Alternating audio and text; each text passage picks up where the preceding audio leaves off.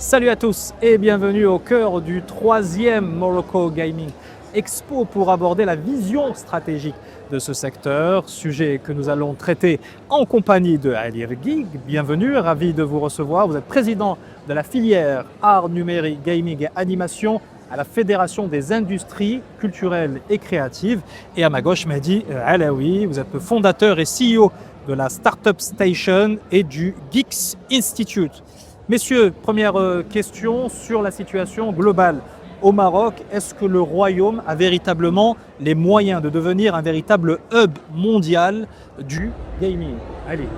Oui, alors je dirais oui, après 3 éditions au MGE, on voit que tous les éléments sont en train d'être imbriqués, donc la formation, avec tous les partenariats qui se sont faits avec l'ambassade de France, l'Institut français, et aussi portés par le ministère de la Culture. Au niveau de l'incubation, donc 9 startups qui ont entamé le VGI, donc le Video Game Incubator, et on voit qu'aujourd'hui ces startups sont en train de sortir leurs jeux avec des financements, des jeux qui ne sont pas un triple A, mais c'est en train de se faire. Donc tous les éléments sont là. Je pense le maillon le plus compliqué est l'investissement. Et la particularité, c'est qu'il était compliqué d'expliquer un projet à un financeur ou un établissement d'investissement ou de financement. Et aujourd'hui, on commence à comprendre comment il est fait, quel est le business model et comment on peut le financer à moindre coût. Mehdi, on n'est pas condamné à rester un marché de sous-traitance? Je pense que c'est une excellente question. C'est vrai que créer un écosystème autour du gaming, c'est pas facile.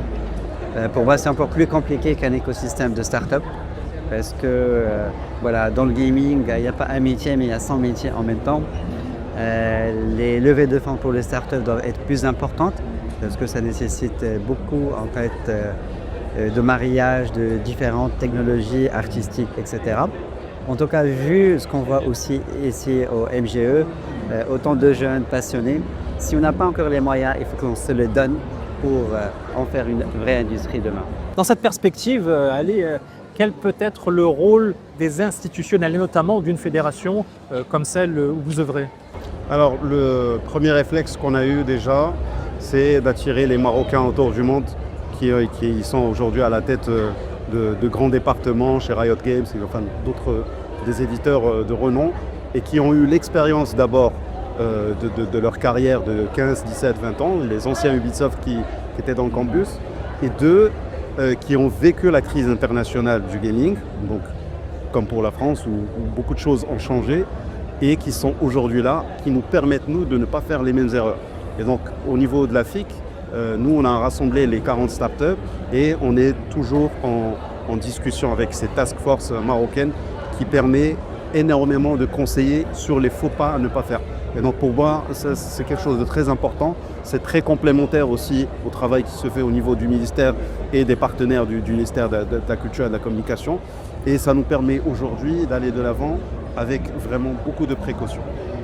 Quel rôle peut jouer également l'écosystème start-up en termes notamment d'agilité?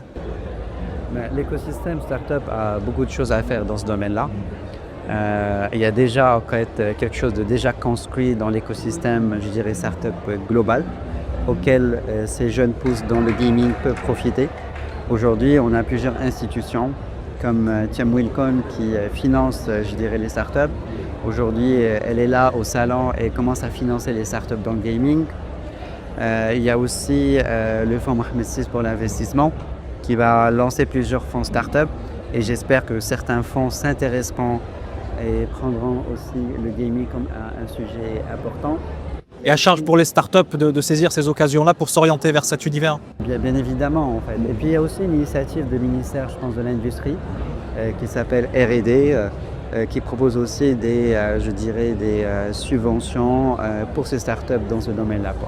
Alors on a déjà un point qui est très positif et vous l'évoquiez Ali à l'instant, celui des talents marocains. Alors ces talents, ils ont tendance à s'exporter. Malgré tout, on en a besoin ici pour développer le secteur. Comment faire pour les retenir?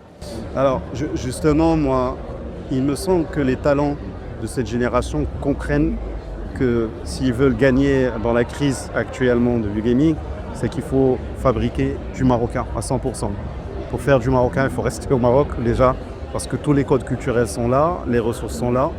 Et dans la perspective de ce que fait, que ce soit le ministère ou d'autres établissements comme l'école Flow Motion School, où on fait beaucoup de gaming art et on encadre les jeunes, on en forme 30 par an, donc on est à 120 étudiants. On sait que c'est des talents aujourd'hui qui croient en industrie créative et culturelle marocaine.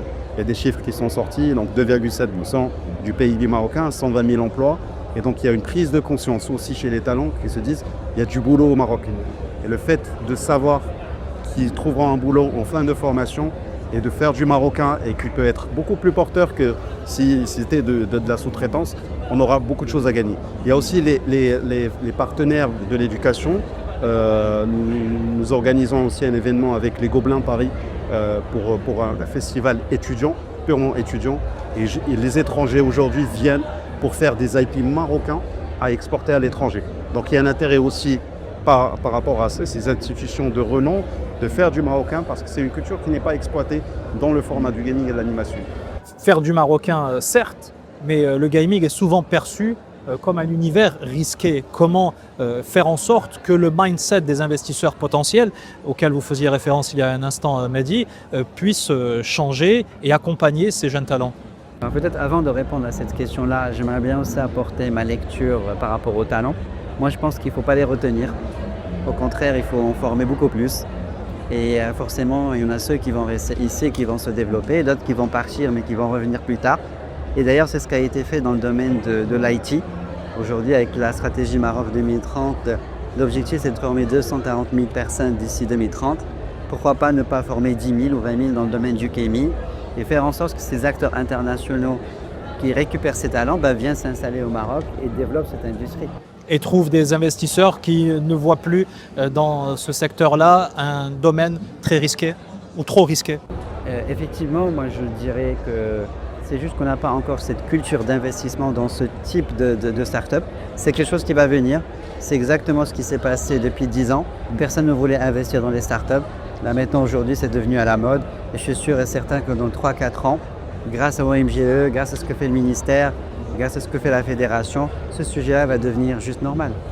Il y a malgré tout l'enjeu du marché, produire marocain certes, mais pour un public qui doit être assez conséquent, le public national, mais pas que.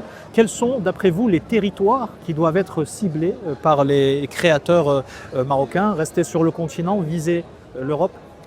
Moi, je reviens toujours au fait de faire du marocain, de l'exporter, parce que je donnerai 2 exemples de jeux qui ont très bien marché. Wukong, donc en Chine, qui est un petit studio et qui a fait plus de 10 millions de téléchargements très rapidement pendant les premières semaines.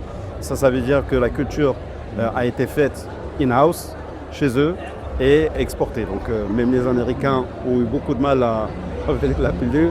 Et on a un jeu français, Expédition 33, qui a fait aussi un rattrapage parce que culturellement, il a été fait au Maroc et exporté vers le monde.